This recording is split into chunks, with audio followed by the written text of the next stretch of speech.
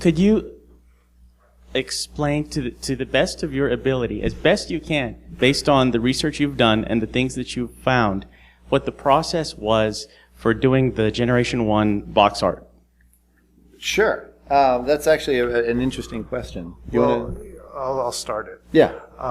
Way back when, I used to work at the Intrepid Museum in New York, which is an aircraft carrier, and I used to run their art room.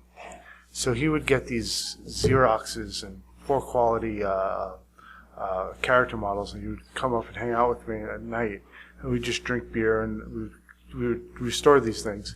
And one of us had the bright idea to say, well, you remember the old box art? You know, everybody we know has cut them out and has a stack of these boxes. We should try to accumulate them. And at the time, this was going back about 2004, 2005, and it was pretty much an impossibility. We just could not do that. It was just a pipe dream at that point.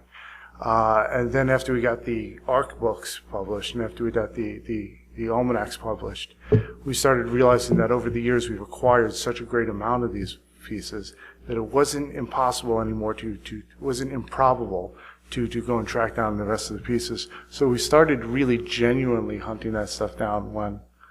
Around 2005. But I want to clarify on your question. Are you asking how we put the books together, or are you asking how the pieces were made?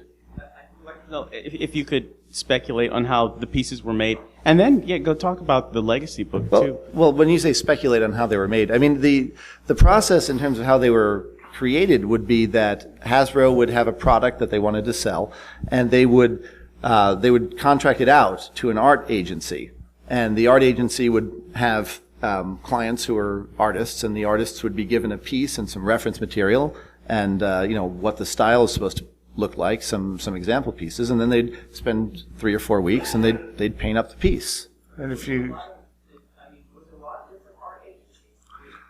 So originally in '84 there was one art agency that was working on it, and it wasn't until about '86 that Hasbro, maybe '85, that Hasbro started to bring it in-house and started using some of their artists that were on staff. One of the first pages of Legacy is when the ads to get the artists. Yeah. The Legacy art book has a Help Wanted ad from Hasbro back in the day.